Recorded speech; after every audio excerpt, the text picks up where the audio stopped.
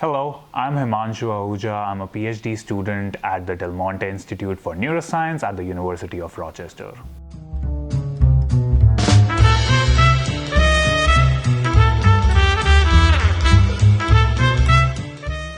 I'm a fourth-year graduate student at the Haptics Lab, and my work concerns the usage of the hand.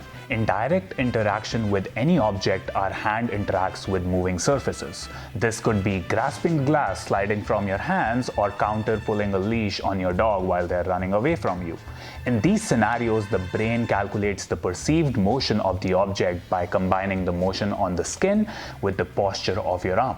My research studies how these two information sources are integrated. To identify the neuron circuitry responsible for this operation, we record brain activities from research subjects while they perform a simple task. Recently, we found that different actions like grasping glass or pulling a leash have different integration characteristics depending upon the vantage point from where this motion is observed.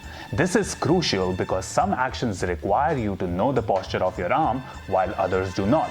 Further exploration of this fundamental operation performed by our brain can help us design better neuroprosthetics for tetraplegic patients and help us better understand the underlying characteristics of sensory motor disorders like Parkinson's or dystonia.